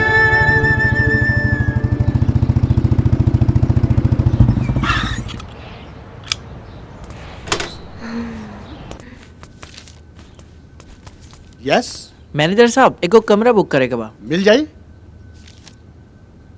103 105 सिंगल बेड के कमरा खाली बा। पर हमारा एक ही रूम चाहिए, डबल बेड के। डबल बेड के? ये हमारी पत्नी है। ये तोहार पत्नी है? न मांग में सेनूर, न गला में मंगलसूत्र। सॉरी, ना मिल पाई। लेकिन मैनेजर साहब, सॉरी, ना मिल पाई। लेकिन मैनेजर साहब, सॉरी, आपके बोलनी ना कि ना मिल पाई।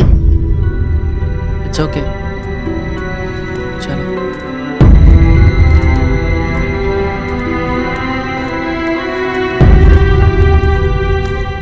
अब का हुई ऋषभ? कोनो गेस्ट हाउस कमरा देवे की तैयारी ना होता?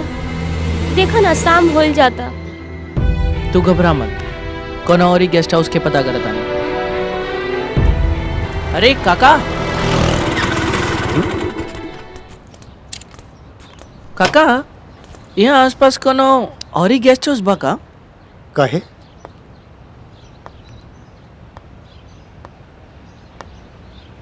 ये गेस्ट हाउस में कमरा खाली नहीं मिलल का? काका, लड़की के साथ में देख के कमरा देवे से डरता। शक तो वाजिबे बा बचवा, कहे से कि आजकल कानून बहुत सख्त हो गई बा। एक काम कर, लिए देखा सांझ हो गई, यहाँ पासे में हमार कॉटेज बा और हम अकेला रहिला, और बाकी सब कमरा खाली बा हमार। अगर चाहा तो हमार कॉटेज के गेस्ट हाउस समझ के रह सकेला।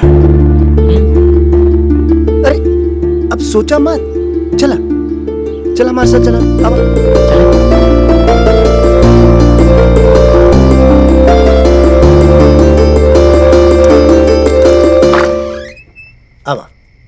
अब अंदर आवा। कैसन लागल बचवा हमार कॉटेज?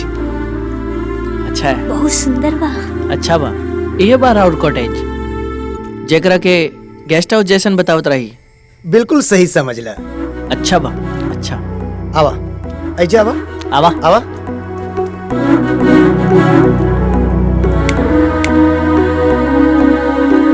बचवा, ई आइल गइल गेस्ट के खातिर बनाइल गइल बा, और ई रहल बाथरूम। हाँ, और सामने बहुत बड़ा बालकोनी बा, यहाँ से बहुत अच्छा व्यू मिली। जी।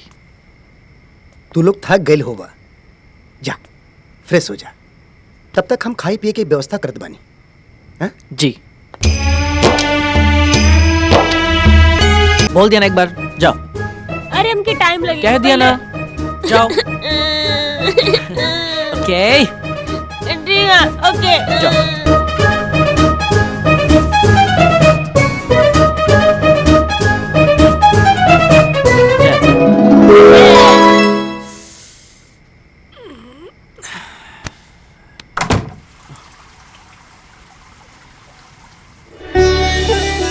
ए बेटा, वो तोरा के बहुते पसंद दिया का? कहाँ माई, जाने तारू फिर भी अनजान बने तारू। अब पूछो तारू तारा के पसंद भी आका।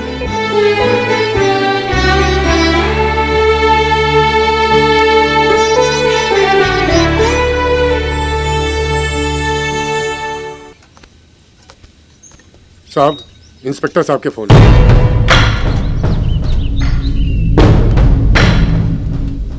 हाँ इंस्पेक्टर, सुरेंद्र ठाकुर बोल रहा बानी। हमरा बेटिया का कुछ पता चला? सगरो इन्फॉर्मेशन चल गई बा, डिपार्टमेंट पूरी हरकत में बा।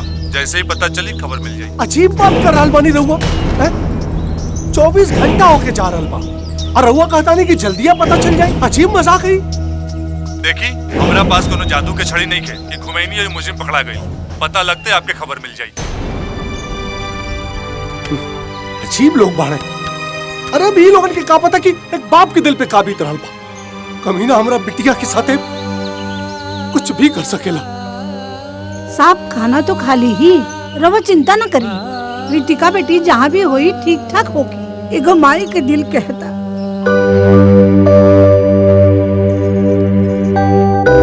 प्रेम तो भगवान तुहू कैले रहला, तुमसे ज्यादा प्रेम के केहू कहा समझी। उहे प्रेम में हमार बेटा पड़ गई बा। हमार बेटा से नजर ना फेरिया भगवान, ना फेरिया। जय श्री कृष्ण। हरे कृष्णा कृष्ण कृष्णा हरे हरे, हरे राम हरे हरे। जय श्री कृष्ण। इला बचवा प्रसाद जी। इला बिटिया। काका नाश्ता भी तैयार बा, चली नाश्ता कर ली। ठीक है बिटिया, अब आता नहीं। जय श्री कृष्ण।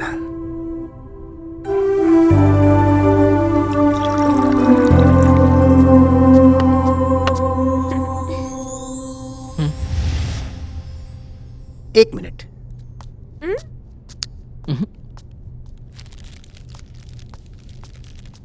बचवा, काल हम बाजार के ले रहनी, देखा तहनी के खातिर हम काले के आइल बानी। अरे कर तो चटकदार रंग हमरा इतना निक लागल ना, तो हम सोचनी कि रितिका बेटिया पर खूब निक लागी। ला बेटिया, इतहरा खातिर। हाँ, और बेटा ऋषभ, इतहरा खातिर ला। ओ माय गॉड, ये तो बहुत सुंदर बा। काका, हाँ? एक अजनबी खातिर इतना कुछ काहे करता नहीं? अरे तहनी लोग 4 दिन से साथ में रहत बड़ा और अभियो अजनबी बड़ा। हाँ? अरे हम खूब समझता नहीं, दोनों एक दूसरे से बहुत प्यार करत रहा। लेकिन हम तहनी के प्यार के ई घर के जैसन झूठे शान शौकत के बलि न चढ़े दे। बलि? बलि न चढ़े दे? हाँ, तू जाने चाहता रहा ना कि तोहनी के हम इतना काहे चाहिए? हाँ। कहे से कि रितिका के चेहरा में हमार मालिक की बेटी शालिनी के चेहरा लौका था, जिकरा हम बचपन से पाल पोस के बड़ा कैले रहली। शालिनी के ब्याह ओकर मर्जी के विरुद्ध ओकर बाप और भाई तय कर दिलस, जबकि वो सब जानत रहन कि शालिनी कोई और लड़का से प्यार करत रही। बिन मां की बेटी विरोध बहुत कैली, लेकिन सब दबा देहल गई। फिर एक दिन शालिनी चुपचाप अपने प्रेमी के संग घर से भाग गई और घर से भाग के कोर्ट मैरिज करके सीधा अपने ससुराल चल गई। और ओकर भागता देखा। ससुराल में ये रिश्ता के सब खुशी खुशी स्वीकार कर लेलस। शालिनी अपने ससुराल में बहुत खुश रहली। फिर एक दिन वो अपने बाबूजी के फोन करके सब कुछ बता देली। फिर ओकर बाबूजी शालिनी के ससुराल पहुंच गए और सबके सामने हाथ जोड़कर ये रिश्ता के स्वीकार कर ले लें और शालिनी के ई कह के घर में वापस ले लें कि अब हम सार्वजनिक रूप में सामाजिक तौर पर इनकर ब्याह करब। और शालिनी भी खुशी खुशी अपने बाबूजी के घर वापस आ गई। यही ओकर सबसे बड़ गलती हो गई। फिर ओकर बाद ओकर बाबूजी और ओकर भाई अपन शान की वजह से दोनों जन मिलके शालिनी के जान से मार दिले और जेकर सजा दोनों जेल में काट रहे बाड़े। और हम ये घर के एक कोना में शालिनी के हंसते खेलते देख देख के अपन जीवन बीतावत बानी।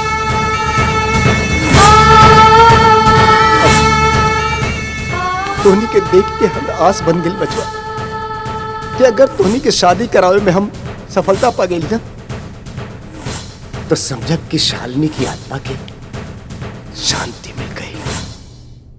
रहुआ निश्चिंत रही। यही खातिर हम वो नफरत की दुनिया से बहुत दूर निकल आयल बानी। आई नाश्ता करी। चलो नाश्ता कर लेते।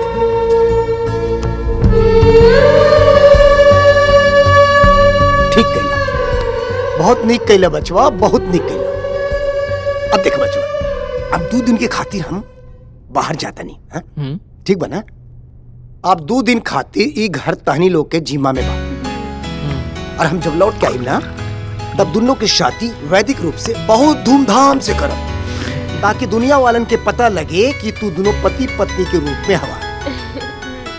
चला नाश्ता कर।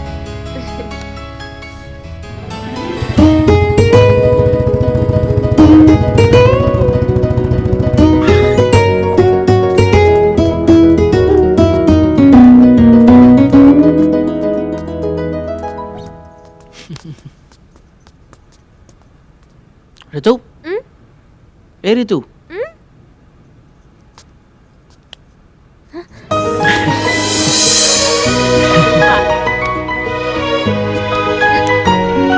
रितिका, साथ जितना भी पल मिलल काश जिंदगी भर के लिए मिल जाए। अच्छा सुना, हाँ हाँ इतना भी उतावला होके की जरूरत नहीं खे। रामू काका आ जाते हुए हैं। इला तू कहलू आ भी गए। रुका हम देखा था। अरे तू बैठा, हम देखा था नहीं।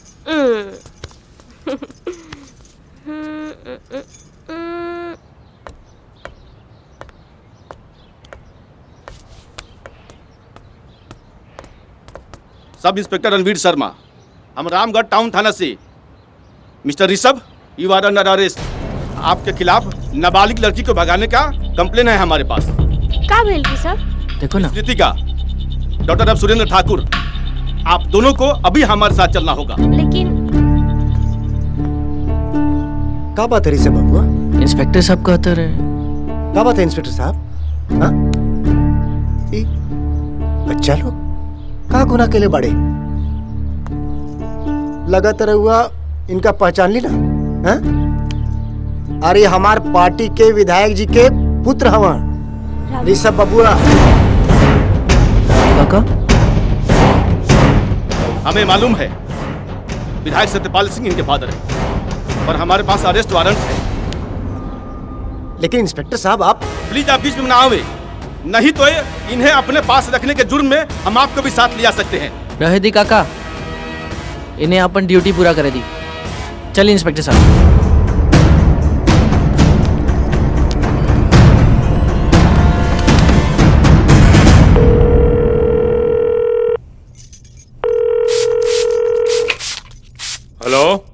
विधायक जी प्रणाम। प्रणाम प्रणाम। हम रामगढ़ से रामनाथ बोलता नहीं। हाँ बोला रामनाथ। ऋषभ बाबू के हम अपने घर में रख ले रहली, ई सोच के कि दोनों को समझा बुझा के हम वापस घर ले आई और अनजाने में हमार बात मान भी ली है। बाकी हमार करल धरल पे सब पानी फिर गई। हमार एक न सुनकर इंस्पेक्टर ऋषभ बाबू के अरेस्ट करके ले गई। ऋषभ अरेस्ट हो गए?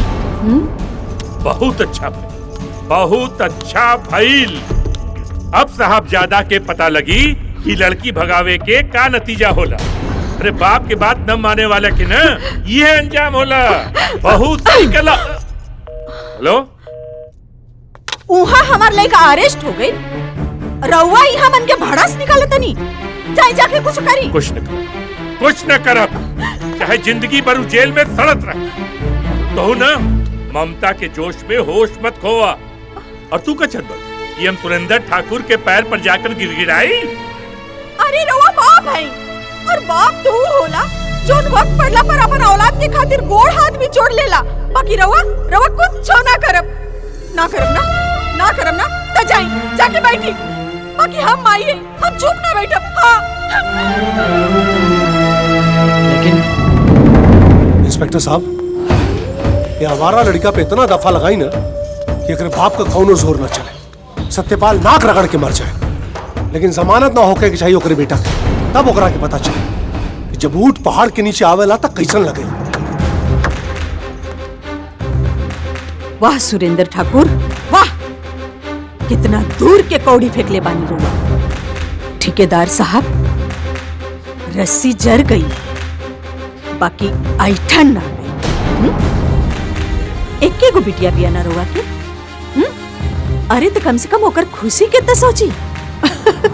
और सुनी, यही में हम दोनों के भलाई। फिलहाल तो अपना बेटा के रिहाई के सोची। एक नाबालिग लड़की के किडनैप का केस दर्ज बा ओकरा ऊपर, और कितना केस दर्ज करा सकीले ई सोची। हमरा बेटी का बयान तैयार बा, तोरा बेटा के जेल भेजे खातिर इतना बयान काफी है। वकील साहब पेपर दी। बेटा एकरा पे बयान लिखल बा, हूबहू ऐसे ही बयान देवे के बात हो रहा है। डैडी आप निश्चिंत रही, हमरा के का बयान देवे के बा ई बहुत अच्छा से पता बा।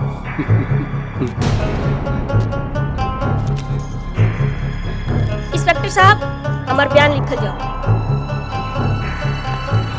बोलो।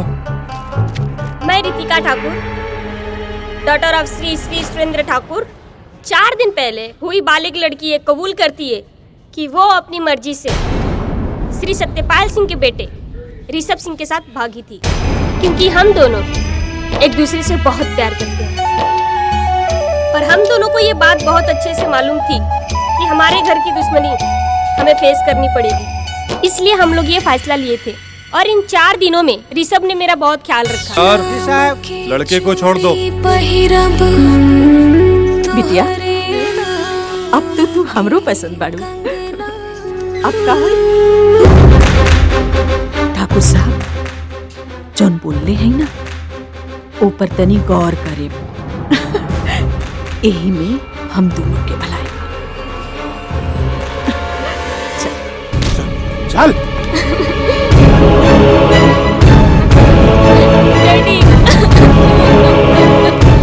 बहावा अपना आंख से गंगा जमुना के धारा। लेकिन जब तोहरा किस्मत में यह लिखल बा तो हम का कर सकीले।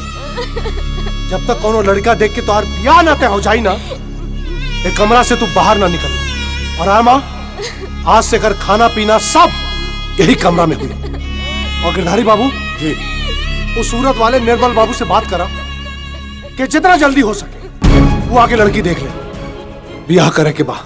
जितना जल्दी हो सके बियाह करे के बाद। ठाकुर साहब, रउआ लगा था कि ऋषभ के रहते हुए बिटिया कई और से ब्याह कर ली। ये भी तो सोची कि रितिका बिटिया अब नाबालिग ना रही।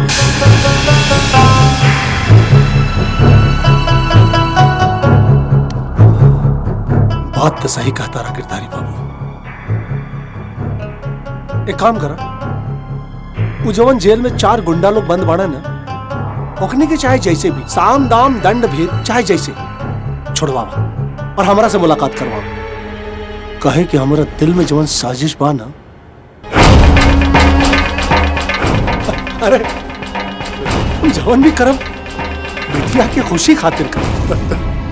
तब तो बिटिया की खुशी खातिर हम कुछ भी कर सकेले।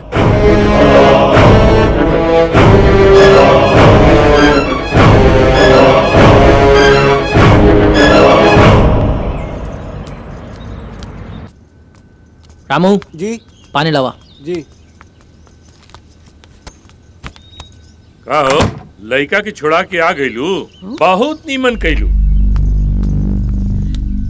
नीमन राउर मुंह से बढ़िया ना लगेला। रवा तब बोले कि चाहिए हम बेजाएं कहीं नहीं। हाँ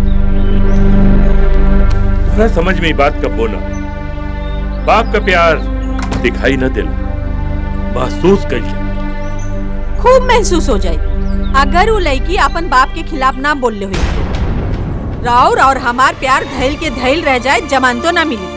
वो तो शुक्र मनाई उ लड़की के कि भरल थाना में अपन बाप के मुंह के सामने बोल देलस कि ऋषभ और हम प्यार करीले और हम दोनों अपन मर्जी से गए रही। तब जाके इंस्पेक्टरा छोड़लस ऋषभ के, और उस सुरेंद्रवा के मुंह तो देखा ही लायक रहे। हाँ ए जी एगो बात बोली, वो लड़की में कोनो कमी नहीं खे, बहुत संस्कारिक बिया। बस रो अपन अहंकार छोड़ दी। ओकरा के अपन घर के बहू बनैला में कोनो हानि नहीं खे। हम तो अपन आशीर्वाद दे देले बानी। हाँ।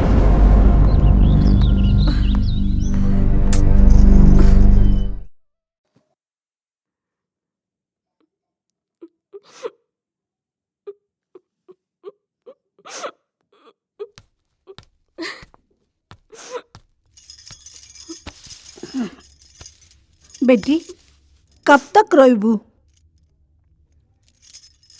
आया माँ, का प्यार करे वाला इतना बदनसीब होला जेकरा खुशी के बदले ई गम नसीब होला। बेटी अपन दीवार पे अंधेरा लिख के कोई सूरज के नाम बंद कर सकेला। तू धीरज रखा, ई आया माई तू हर साथ भी। खाना लगा देनी। हाँ चलो चल के खा लो। अब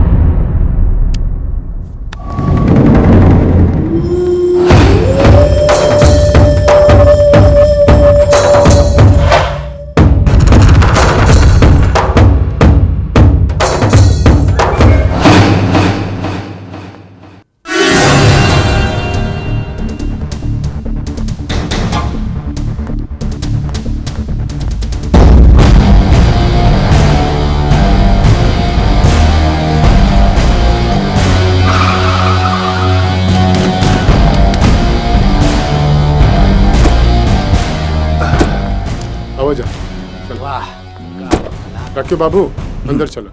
चलिए चलो।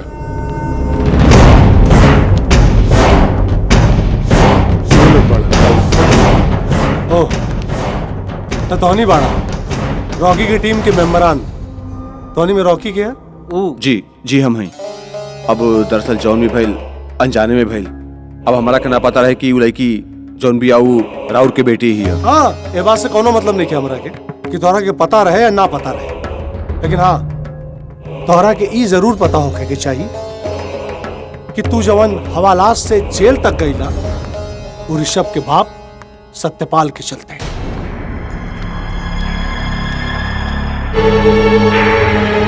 और तू जवन जेल से बाहर आइल बाड़ा ना वो हमार करामात बा। बात समझ में आइल? तो हनी के हम जेल से काहे छोड़वानी है? जी हमरा के कुछ समझ में ना आई, लेकिन हमरा के समझ में आवता। बुझला? इतना दिन में तोहनी के ऋषभ से दुश्मनी तो हो गई, और दुश्मन का दुश्मन दोस्त हो गया। यही से तोहनी की तरफ दोस्ती के हाथ बढ़ा रहल बानी। अब तो पता चल गल वही पैसा के पावर, यही पैसा के पावर के दम पर तू लोग जेल से बाहर बढ़ जा। और हाँ, तोहनी के सर पे सुरेंद्र ठाकुर के हाथ बा, केहू बाल भी बांका ना कर पाई। आज पहाड़ी वाले बाबा के मंदिर के पीछे ऋषभ आवत था। जा निकाल ला अपन दुश्मनी लोग, और अगर दुश्मनी निकाले में अगर जान भी निकल जाए ना, टेंशन मत लिया, तोहनी के कोनो खतरा ना हो, हम ही तोहनी के साथ हैं। गिरधारी जी सरकार, समझा दा।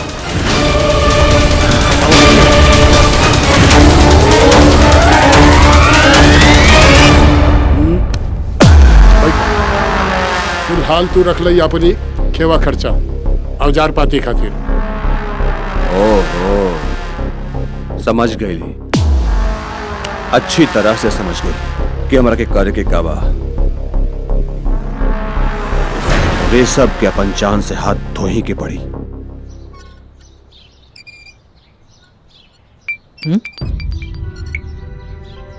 ऋषभ, तू लाल बाबा के मंदिर के पीछे मिला, जरूरी बात करे के बाद 10 बजे? ओ माय गॉड, 10 तो बज गई।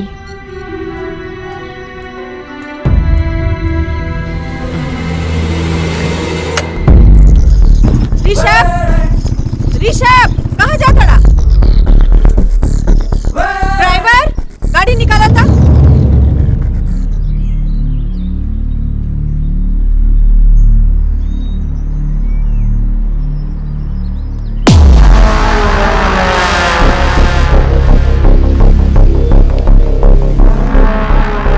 ये सब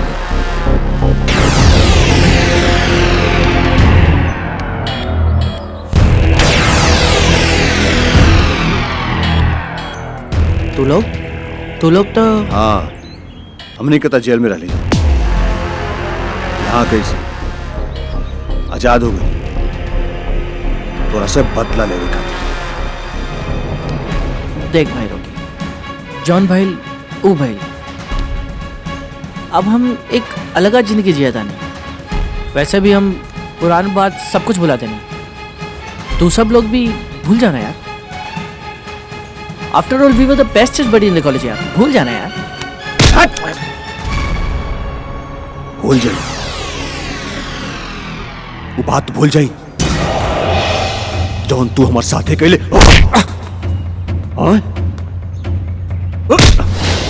वादा भूल जाई जौन रीतिका के लेके तू हमारे साथे कैले रहे। बोल का भुलाई? हाँ, वो दिन के भूल जाई जो दिन रीतिका के हमारे हवाले करे के रहे, हमनी की आंख के सामने होकर माथा में सिंदूर भर देले। बोल का भुलाई? का भुलाई? कुछ नहीं की भुला सकत, कुछ नहीं की भुला सकत।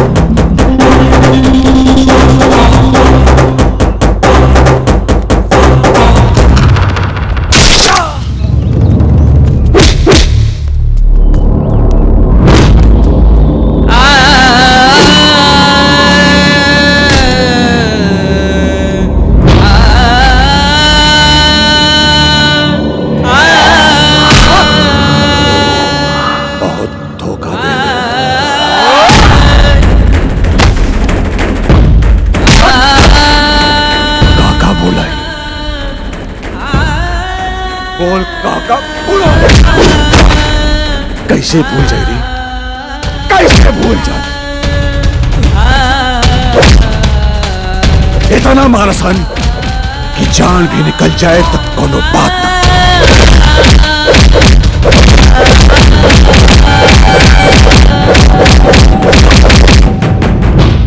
अब ऊपर वाला भी ना बचा।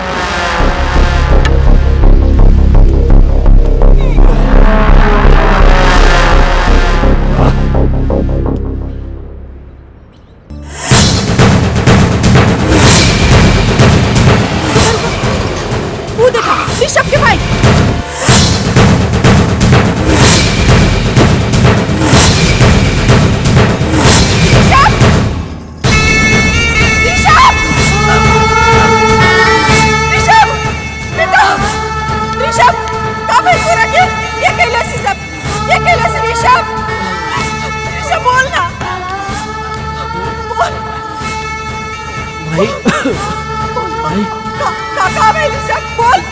रॉकी रॉकी और उसके दोस्त मिथिला।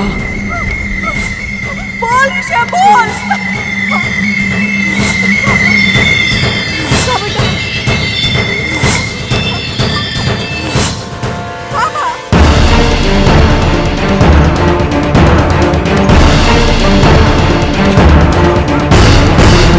ऋषभ कुछ ना हो तो रखे। ड्राइवर ऋषभ ऋषभ ऋषभ, अरे कहाँ जाता रू? एक मिनट, ऋषभ से तो हिसाब हो गए, लेकिन अभी एगो हिसाब बाकी बा। अब का रोकी भाई? सूद तो वसूल हो गई, लेकिन मूल अभी बाकी बा। वो छोकरिया से हिसाब, ओकर थप्पड़ के गूंज आज भी हमार कान में गुजेला। रॉकी भाई, तुम्हार मनोकामना पूर्ण हो गई। आओ देखा आ गई।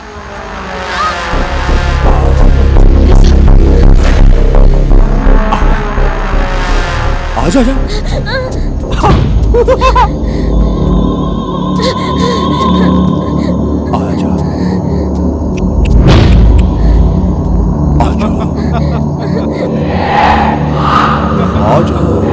आजा, कुछ ना कर, थोड़ा सा प्यार कर। आजा।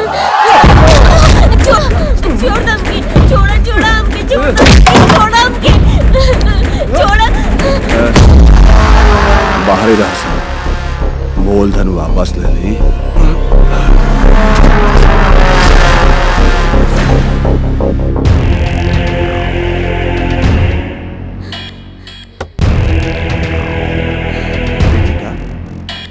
रितिका, रितिका,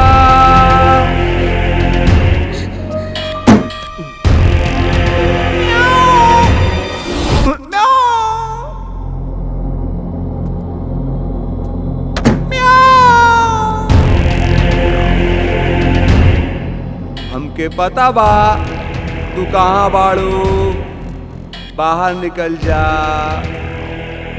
बाहर निकल जा।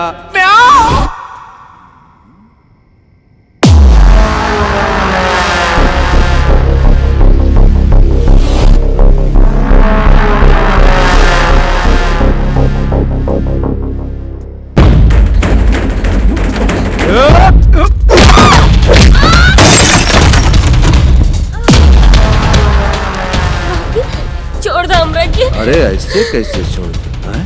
हमरा के माफ कर दो। बिल्कुल ना।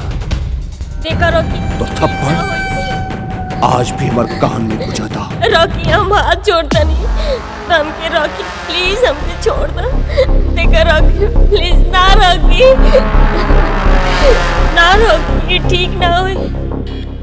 हमरा के माफ कर दो रॉकी, हमके छोड़ दो प्लीज रॉकी।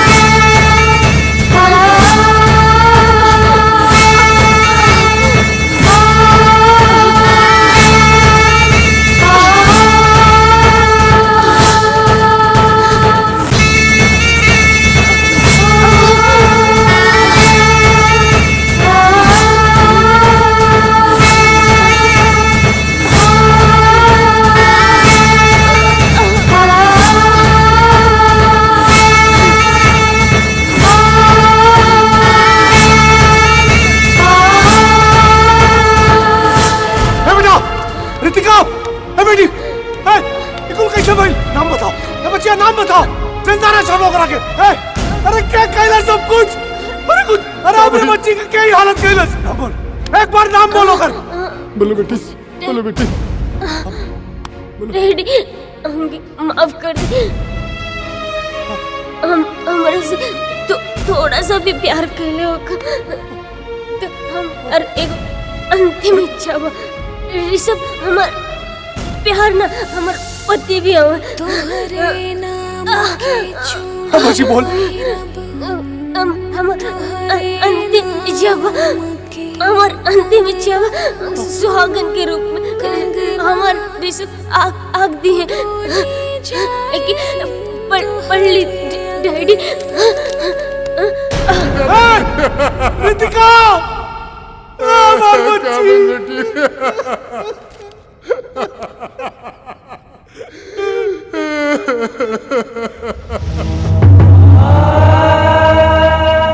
दिमाग के नस पे काफी गहरा चोट लागल बा जेकरा वजह से इनका केहू तरह के स्ट्रेस से दूर रखे के पड़ी काहे कि ऐसन केसेस में ब्रेन हेमरेज के चांस ज्यादा रहेला जेकरा से मौत भी हो सकेला। So take care.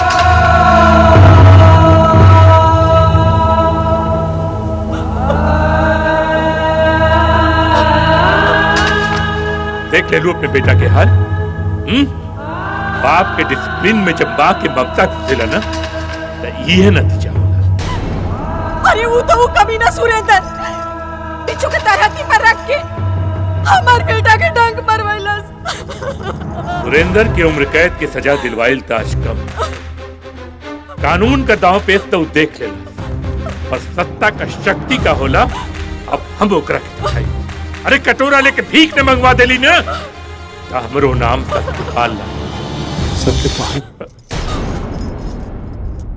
रउआ का भीख मंगवाई सत्यपाल बाबू हम तो खुद ही भीख मांगे आयल बानी। एक मुअल बेटी का भागा बाप भीख ही तो मांग सकेला का रितिका के जे दूसरा खातिर कुआं खोदेला ना एक दिन वही कुआं में खुद गिर जाला। हमरा बेटी का अंतिम इच्छा पूरा कर दी रहुआ लोग पैर छुआ तानी होकर अंतिम इच्छा पूरा कर दी।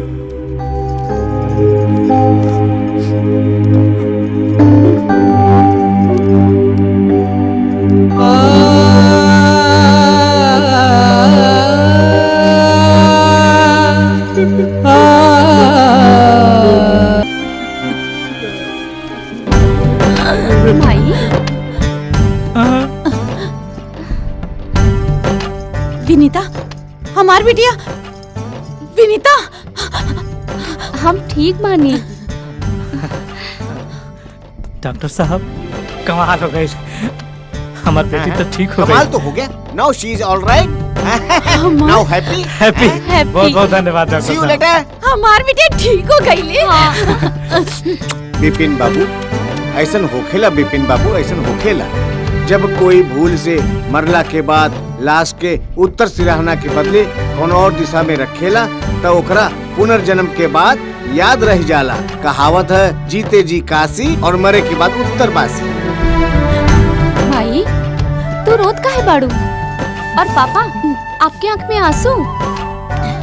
हम ठीक हो गई नी। हाँ बेटी ये खुशी के आंसू है काहे कि कल तुम्हार पिया है ना और हम बाप है आंख में आंसू तो होगा करी ना। और खुशी के बात ये बा कि तोहार बियाह बंटिये से होता।